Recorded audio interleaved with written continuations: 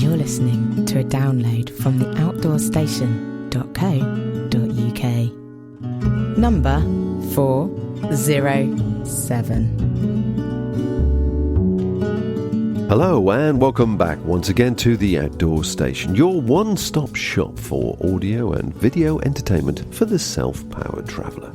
Online, on internet radio, on smartphones, on smart TV. You can now find us virtually anywhere, on Now TV and on Apple TV, either via the iTunes apps or the very popular TuneIn radio app, which means you can stream our content to your phone or tablet or TV virtually anywhere without having to download anything. Of course, all this information with the appropriate links are on the outdoorstation.co.uk website, along with a vast library of video and audio content, all of which is going to expand rapidly very soon. We also have a newsletter section where you can now suggest future content and places and people of interest, which I will be including in future content, either on YouTube or audio format, or probably both. A few people who have joined recently include David LaHunt, Nathan Lahr, Bill Goodrich, Colin Shaw, Mark Hundry, Graham Faithful, Warren Saunders. I need to talk to you, Warren. You and Esther, everybody wants to know what it's like getting back to reality after your round-the-world cycle trip. Tom Watkinson, Rob Howsam. Rob, hope you're keeping well. I look forward to seeing you again, perhaps in Scotland when you come back over from the States. Kirsty Merriman, Jane Jennifer, Steve Atwood, to name but a few. They have suggested people or businesses to chat with should include Alpkit, DD Hammocks and True Mountain, along with many others. There's been quite a few campsites of interest mentioned and various people to chat with, including Keith Foskett. Now, I don't know if people remember that, but if you go back to podcast number 352 and 353, I chat with Keith about the Camino Santiago, the PCT and the Appalachian Trail. They've also suggested Nikki Spinks, who is an ultra runner, Pete Jones and Jasmine Paris, all of which are on my contact list right now. So let's now return to the second part of my conversation with David Broom. We pick up on South Uist as his adventure continues to Butt of Lewis in the north. Not only do we discuss his trip, but also his thoughts on gear and why he took what he took, safety and the emotional reward of being in such a wild, remote part of the UK. At the top end of South Uist, there's no way to avoid this. There's quite a section of road running, and then that takes us through yet another island, which is Benbecula, they're all lovely places to be, but it did detract a little bit from the purpose and the quality of the trip, which was to enjoy these wild places. But that's okay. You run through a few little settlements. You see some of more of the sort of human history of this landscape. As you're jogging along these roads, you can see the remains of some of the black houses, some of these sort of late medieval dwellings that are now unoccupied and slowly sort of crumbling back into the landscape. And yeah, as you're jogging along, just thinking, well, what were these landscapes like? And I can't pass one of those old kind of ruined dwellings without just wondering, so what happened here? Who happened here? Was this a place of happiness? Was it a place of sadness? And as you're sort of jogging along the road, so just trying to fill in those little bits of the. Did you come across any brocks at all? Yes, and I purposefully put in a few detours onto my route. So maybe one thing that I should have said earlier on is that before the planning of a trip like this is not just linking all of the hills or linking particular bits of landscape for the sake of the landscape itself. I did quite a bit of research. So I read quite a lot of books about the human history, the natural history, the geology of the place. So, and by And I think that that's a critical stage in the sort of planning process, because by going through all of that information, I could pick out that there were a few locations that I really, really wanted to see. And Brochs, yes, they're one of several types of sort of historic and prehistoric habitation that I picked up on by, as I say, by doing a bit of research beforehand, and just popped them on the map, and then used them to influence my route. What did you think of them? Because I was, to be honest, I hadn't been aware of Brochs until a couple of years ago, which if people aren't aware of them, is a medieval construction of some serious note, which looks from a distance, well, it appears to me, it looks like an enlarged chimney, would you say? An industrial chimney almost from the distance, but actually when you get to it, it's a layered structure, beautifully manufactured out of stone, almost with its own central heating system. Well, that's how it appears on the archaeologists consider it would have been. But what was your take on it? Yeah, well, they're fortified houses, really. I think their opinions are divided on whether the fortification was necessary for defence or deliberate as a way of as a status, as a matter of status. But they're all very sort of enigmatic. You go to these places and you see, there'll be little sort of niches in the brick, in the stonework, places where they would have kept things, and little defensive positions. But one of the interesting things about the Brochs on Uist, for example, is you'll notice from this map, there's an example of one that I didn't visit, but they all tend to be on hill lochs in Uist, whereas up on the more northern islands on the Outer Hebridean chain, they tend to be more coastal, so perhaps more defensive. But these inland Brochs on North Uist were really quite spooky places, because they're in, as you can see, they're very, very remote locations, and a lot of them are in really good condition. Yeah. So as you say, from a distance, they have an almost industrial sort of look to them.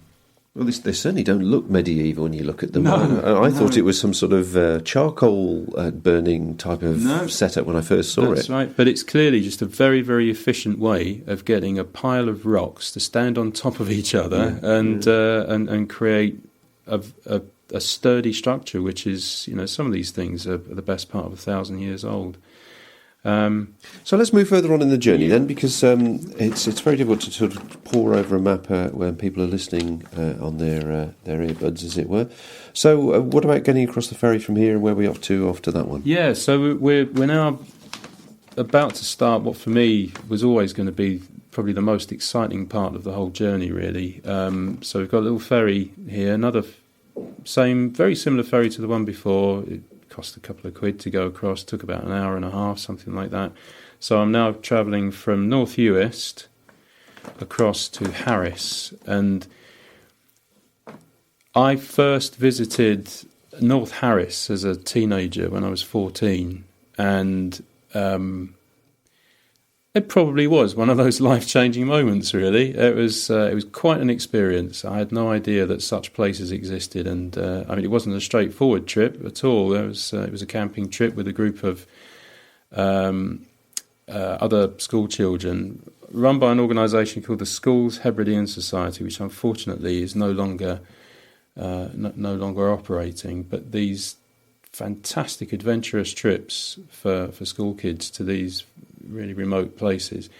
So it was one of those trips that was either going to completely dampen the enthusiasm or whetten the appetite, and for me it was definitely the latter. And Harris, you can see just the character of the map. It's a very different sort of landscape. We're now onto a much more rugged, much more sort of corrugated landscape. Lots of small hills and sort of small ridges. A real roller coaster landscape to walk through. More contrived in some respects, because unlike these very straightforward ridge lines on the Uists, certainly the South Harris Hills that we're looking at the moment, route finding, quite challenging really. So definitely a place to take care. Test your navigation, Yeah, certainly. well, that's right. So, but it all went well enough. But another day of pretty stiff northerly winds. So another chilly day. Not hands and knees, I don't think. But one of the joys of the South Harris Hills is sort of working across them. Is you start to get views of the North Harris Hills, which is where you get to see the biggest of the the hill sort of massifs, really, on the outer isles. So that's a real kind of crescendo in terms of heights and height gain, and they're all really hard-won hills. I mean, we'll come on to that shortly. But so yeah, onto South Uist. Start to get views across some of these gorgeous beaches, which are the classic sort of postcard images of the Western Isles, Luskin Tyre and Seelabost Beach, and then across the Taronsay. So we've now got the North Harris map out. How is it going across this landscape? Well, this was without question, and I knew this was going to be the case. This is the hardest walking and scrambling, really. Some of these ridges involve a bit of sort of low-grade scrambling, really, but fantastic remote part of the Outer Hebrides, really, really rough walking, the highest hills, and definitely somewhere to go and explore. Just spoilt for choice in terms of really, really nice wild camping spots, both in the hills and down at the coast. And did you actually, I mean, looking at it, I could see it being popular from if people could have access to it, because there's a lot of scope there for a whole variety of activities. But did you actually see anybody else? I mean, you mentioned it earlier on that there were cyclists, but when you're actually out in the wilds doing the walk that you did you see anybody else enjoying the same thing? No, very few. In South Uist, I saw a couple of people up in the hills, chatted to those, and they very kindly then visited my Just Giving site and made a sponsorship donation. But it is one of the joys of this area. That these hills are hard won in terms of hill walking, so it was no surprise to me, really. This section, the North Harris Hills, that I really had them to myself. And if you can see this map, can you imagine what that's like? Mm. You can just go wherever you want and have the most kind of remote wild land sort of experience that you want. Yeah, so that was North Harris, and then getting to the final most northerly point. And then the last sort of day was the approach to the butt of Lewis, which is the very tip of Lewis. As you can see, the contours relax somewhat. So the north of Lewis is an area of blanket bog, and just internationally known for the quality of blanket bog habitat. And bird watchers would just be so envious of a lot of the nesting birds that I saw as I was going through here. But so the final sort of push. How are you feeling when you knew it was, once you got past this previous section with all those hills and all activity and all the work that I suppose the reward was the fact that you've got a downhill stretch now almost. Were you sort of despondent and it was all coming to an end? You could see it? That's a good question, but no, not at all. I was just so chuffed to have finally, after all these years, got round to doing this trip. I was very pleased that I'd done it in a way that meant that I'd finished with nothing more than a couple of achy knees and a few blisters. So I'm very pleased that I managed to look after myself. And with a solo trip through landscapes like this, in a style that I chose to adopt, which was to take it on as a run rather than a walk, it could have been really quite easy to have turned an ankle, really sprained a knee badly, or even worse. So just, in a way, I suppose it is a little bit like telescoping out one of these adventure race events. Just finishing is a pretty good thing to have done, to finish in one piece. Oh, so you finished the most northerly point there, the Butt of Lewis. It was a simple, practical question. did you just jump on a bus to come back again? How did you actually get back to Oban? That's exactly what I did, really.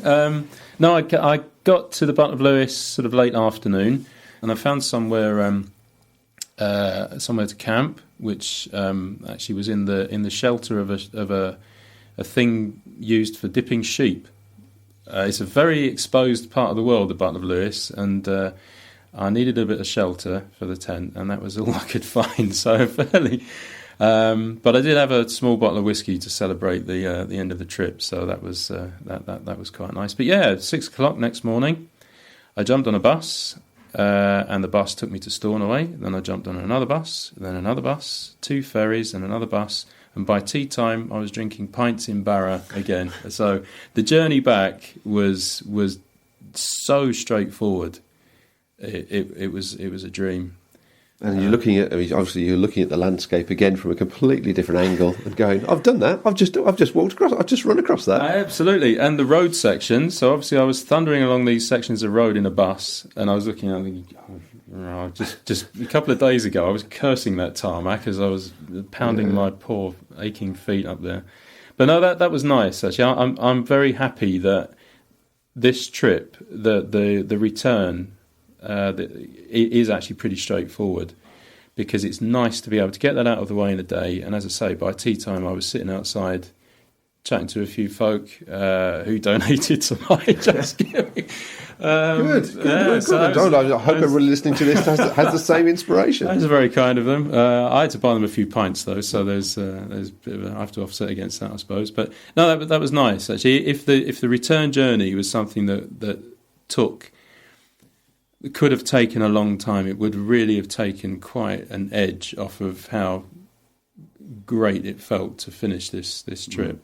So I was very, very pleased about that.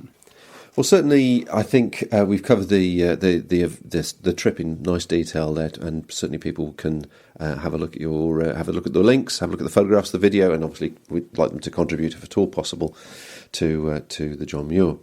But a lot of people would also be interested in talking perhaps in a little bit more detail about gear and the safety aspect, because of the way they approached it and the fact that it was quite remote. So certainly the first question would have to be, because it was remote and you obviously a bit iffy in places with the weather and things, how did you cover yourself as a just in case as regards mobile phone signals, spot system or whatever? Did you have anything in mind for that? Nothing major, I'd have to say. The mobile phone, obviously I had the mobile phone, the signal was really patchy, so there was more of the trip without signal than with signal. I didn't really have anything else. I was quite happy that I could sort of follow the route okay. So I didn't have any kind of GPS or anything like that. So it's just good old map and compass navigation, and that worked. So no, nothing to. I was just assuming that I would stay out of trouble. I think it'd be also worth adding to people so they understand you are actually a mountain leader. You do have qualifications and you have a considerable amount of experience in this area. So it's not as if you were putting yourself in a unique situation. No, I think that's a good point. I think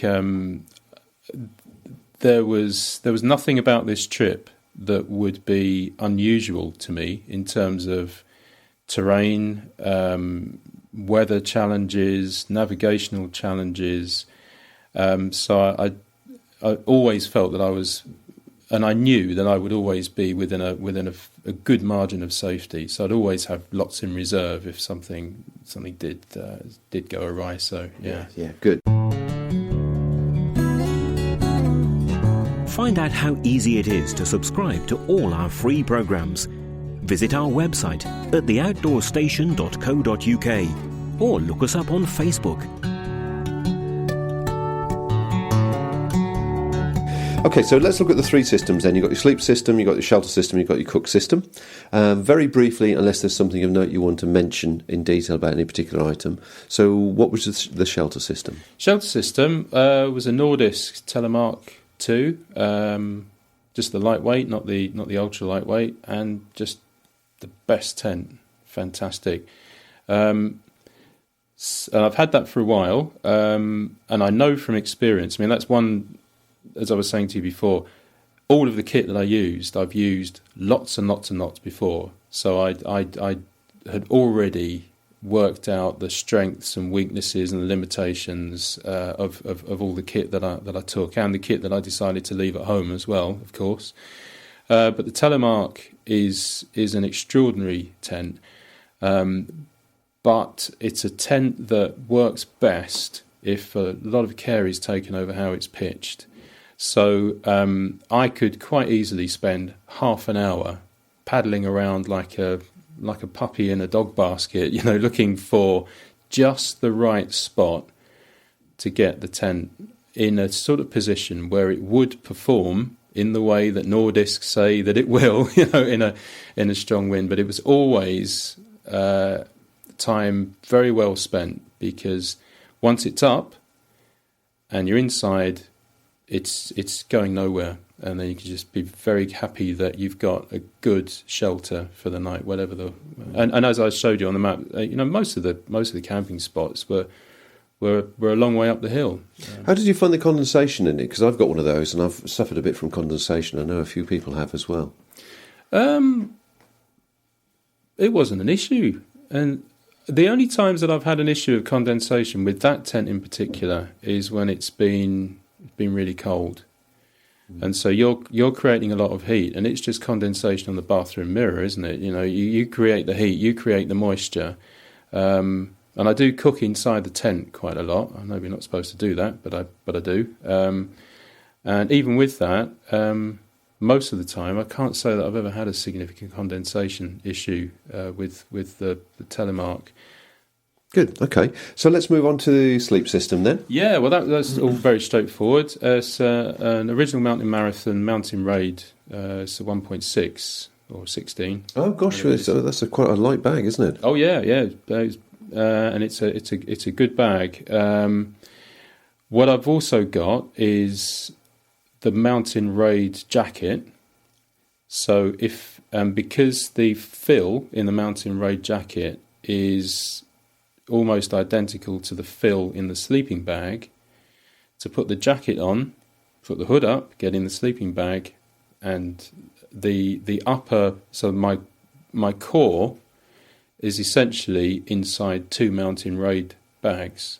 Really, really toasty, fantastic. Because that's a Primaloft, isn't it? It is, yeah. Primaloft Gold, I think it is. Yeah. And then the sleeping mat that I use is a thing called a Climite, which is one of these things it's like a series of inflated sort of tubes. Yeah, so the other way of looking at it is it looks like an air bed with lots of holes knocked in it. It does. And you look at it, and the one that I've got is a sort of 3/4 length. Yeah. And it folds down to a thing the size of a ping pong ball virtually, and it weighs nothing. And you look at it and you think, how on earth could you get a decent night's sleep on that? But you can. Right, well, that's interesting. You're the first person I've spoken to that's used one, so I'm interested to hear that. Really, really, really good piece of kit. And then down the back of the rucksack is a duo mat, the OMM duo mat, which you never leave home without one of those. And then that just floats around the tent. Use that for everything. And then when it's time to go to sleep, that goes under the feet. And never had any problems sleeping at Fantastic. all. Yeah. Okay. So that's the sleep system. Cook system. Really simple. My favourite stove of all time. Well, I took two stoves. One was the little Vargo Triad, the little titanium disc thing with its little windshield, and it's just the best stove I've ever owned. Fantastic. And I think I did the whole trip on 1.5 of those Trangia. What size would the big Trangia? The red bottle. That's a safety bottle. The big one's 500. 500. So 1.5 of those meths. That's what I used for the trip. Mm-hmm. And then the other stove just slid down the back of the rucksack. Was a honey stove. Okay. And I used that a couple of times. Sometimes just because it's nice to watch a fire. It's caveman TV, isn't it? It's just great sitting there, poking sticks in a little fire and drying your socks over the thing. And you can also boil some water on it as well. So that's Well, pretty that's good to hear. That was I presume that's the titanium version, was it? No, it's Stainless? not. Yeah, it's the old. It's the nice it's to the, hear. the big heavy one. But And how did you light your stoves? Was it flint and steel? Or? yeah, flint and steel. So this little trick. Actually, what I also had was a little. So there's the safety bottle with the fuel in it, the Trangia safety bottle. Then a little sort of plastic. Don't know how you describe it, like a kind of little cosmetic bottle almost, like from Muji. Little squeezy thing with a the little tippet on the top. little tippet on the top. Yeah. So I while I was sort of poking around, getting the tent ready and everything, I'd just decant some meths into that, put that in my pocket. So that's nice and warm. Heats the mess up, yeah. Yeah, heats the mess up, and then so just drizzle it into the little Vargo. 1 or 2 goes on the flint and steel, and it's away. Yeah, Brilliant, Yeah. excellent. Okay, and what about pot cozies and that sort of stuff? And pans. Did you take a whole variety or No. I've got the MSR Titan kettle, so I've got that with a pot cozy around it. But I've made this thing with lots of duct tape and the usual sort of Heath Robinson thing. So the whole thing is enclosed in that, and then inside that. There's obviously the stove, the windshield. The Titan kettle on all of my stoves. The first thing I do is I take the handles off because you just pull them off and get rid of them because they're never any good. They always get too hot, and they sort of get in the way. But what I've got is an old Trangia pot grip, and I've cut the arms off it. So it's a very short, stubby thing with a bit of string around it, and that's perfectly adequate for lifting up. The stove, so that goes in the kettle as well, and I've got an MSR titanium cup in there, and one of these folding spoons, the titanium spork thing. So that's all in there, and a J cloth just to stop everything rattling around. And then the other thing I've got is a Nalgene bottle. What's that? It's about a 500ml Nalgene bottle. And I've made a cosy for that out of the pot cozy material. That's one of the best things I've ever invented, I think. It's just such a brilliant piece of kit because you just, whatever the food is, you put it in the Nalgene and then you put the water in. You shake the thing up and then you leave it for a little while. You occasionally release a bit of pressure from the lid. But so the pot cozy does its job of essentially sort of simmering what's in there. It doesn't matter if it's porridge, if it's pasta, if it's like a kind of freeze-dried meal or something, just shove it all in there. So you can eat that out. Then when it's washing up time, you just put some water in the Nalgene, give it a good shake, throw it out, and the thing's clean and ready to go. And it's the best way to make custard as well. It's So you put in the hot... This is a wide-neck Nalgene bottle. Am I visualising the right thing? Yeah, it's not the really... It's not the huge one. It's the same sort of diameter as the Trangia safety bottle. So it's that sort of diameter. So it slides down into the rucksack really nicely. Doesn't take up too much room, and it's really cheap as well. So after a while, the inside of the Nalgene does get a bit skanky, I think is the technical term. Yeah. It doesn't matter how much you scrub, everything just tastes of cup of soup and something else. So it's not going to break the bank to replace the Nalgene. So you keep the pot cozy thing, the sleeve. So so. But why would you do that rather than rehydrate the food inside the pot cozy in the pan and eat out the pan? It keeps the pan nice and clean. Okay. So there's no washing up of the pan. This is what I say. Washing up never amounted more than. It doesn't matter how grim the aftermath is in this Nalgene thing. It could be cake and custard and all sorts of mess in there. Just throw some water in the Nalgene, give it a good shake, and then throw the dregs out, and it's sort of clean enough, ready to go, really. So I didn't have to take any kind of washing up liquid, any washing up sponge thing. I suppose. I see what you're saying. Yeah, scrapers and sponges and all the other things that sort of add up. Yeah. Oh, okay. Right, that was interesting. That was really interesting. Which automatically leads on to, you said you took enough food to cover you for sort of every few days, Well, no, having said that, you were buying food, weren't you? I was. The first couple of days I took some sort of freeze-dried, sort of dehydrated stuff. So that lasted me for a couple of days. And then I was on to just sort of pasta sauce, lots of peanuts, peanut power, lots of cakey things. So can't go wrong with a pocket full of cake on the go all the time. I'm just thinking the bulk and the packaging when you pick stuff up from the shops. Well, what I kind of got into the habit of was buying. So I'd buy a bag of pasta, and then I've got a few sort of polythene bags, kind of freezer bags in the rucksack, and then I'll just outside the co-op or the little corrugated tin shed that passes for a sort of post office shop in these places. Yeah, I just put handfuls of pasta in the freezer bags and just secrete them around the rucksack. And yeah, there'd usually be a little bit of divvying up of stuff into plastic bags and things, and little bags of peanuts and sweets and things. And then dispose of the packaging and so on while you're actually still outside the supermarket. Yeah, Okay. that's right. Which leads me nicely on to ask you the rucksack. I presume from what you were saying it was the OMM rucksack? Yes, it was OMM, the Adventure 45, and I added to that the MSC, the lightweight Compressor thing on the back, which is really, really useful. I wasn't sure that it was going to be that useful, but it was. All sorts of things got stuffed down there. So, really, really good rucksack. Okay. Briefly then, clothes, just to give us a rough idea, unless there was something specific you want to talk about. Wet and dry clothes, anything else? Yeah, well, I had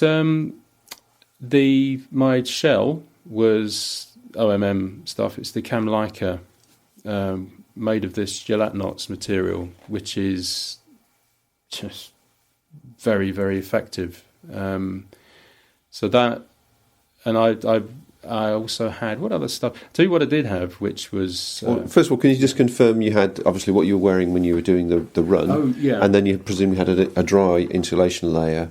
And was that it? You didn't take anything additional apart from that? Well, what I had running tights, so 3/4 length running tights and shorts. They were on all the time, and no pants. Oh, you rash! Oh, what a devil! Was that a bit more information that we all needed? I'm not too sure. No, they stayed in the rucksack. They were for they were nightwear For emergencies. Yeah, they were in my sort of going out clothes, just in case Just got lucky. in case I had some company. Anyway, moving swiftly on. So just running tights, which are just great. I mean, they get wet, they dry out really quickly. And I had one base layer that I ran in, and that was a long sleeve base layer. And then I had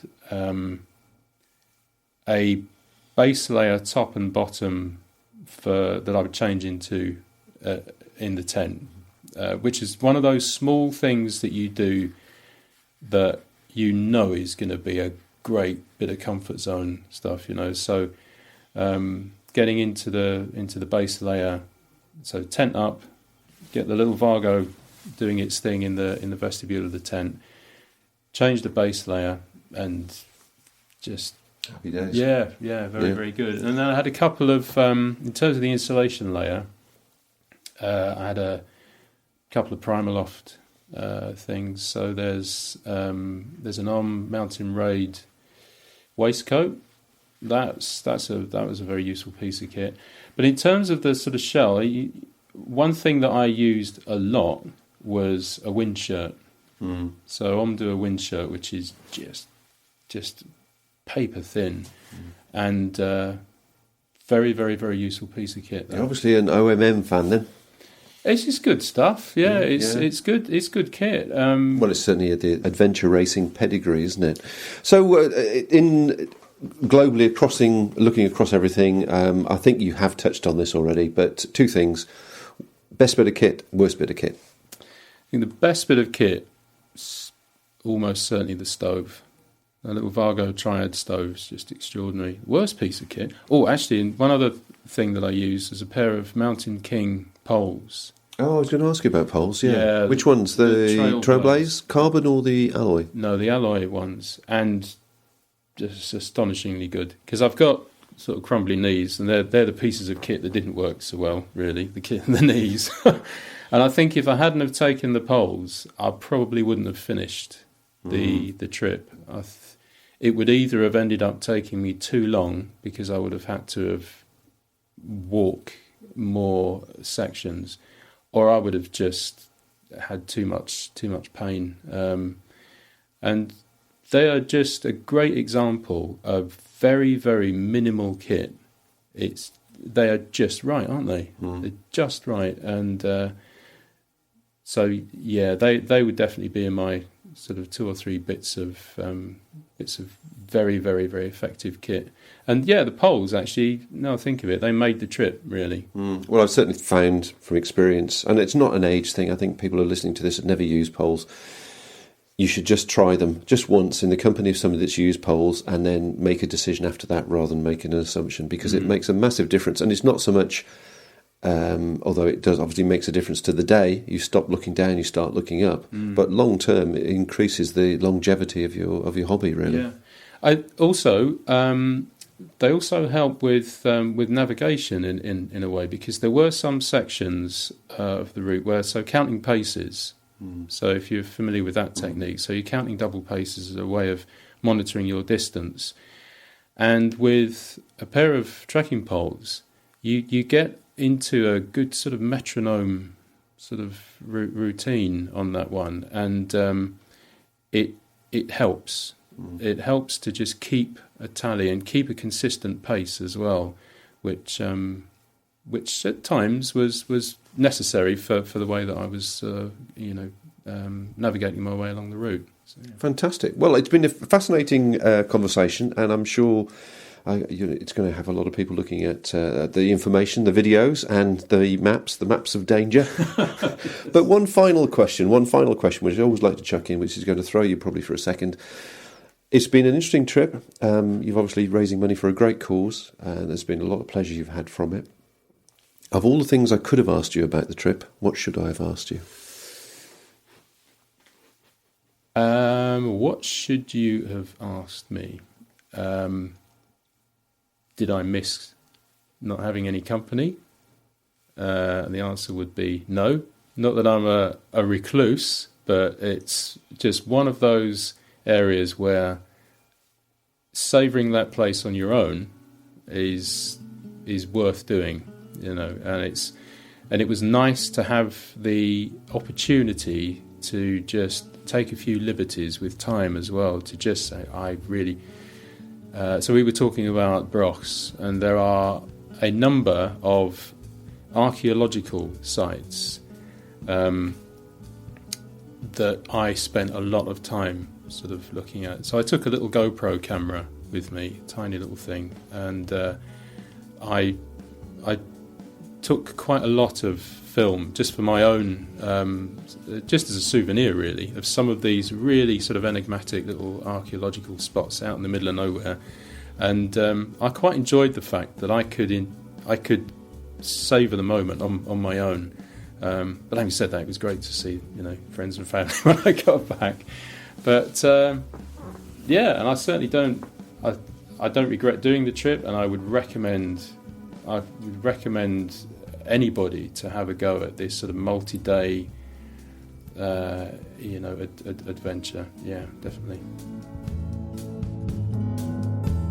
My thanks to David Broom and, of course, our executive producer Mark Cole for their contribution to this couple of podcasts. Please visit theoutdoorstation.co.uk for all photos, video and links for items and things discussed in this particular podcast. In the next couple of productions, we catch up with Rose following her week on the Pennine Way with our Springer Spaniel Pip.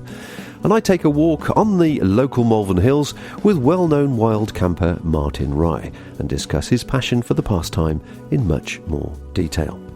If you've got this far in the podcast, well, thanks very much for joining me. And please do remember, if you get a moment, to drop by the website soon and join our newsletter section. I can assure you, you won't be bombarded with emails, but as our evolution develops, you won't want to miss out on the big news either. So I'll leave you with this appropriate comment from John Muir. Keep close to nature's heart and break clear away once in a while and climb a mountain or spend a week in the woods. Wash your spirit clean. Bye for now. Thank you for listening to this podcast. To hear or see more from our extensive free library, please visit theoutdoorstation.co.uk.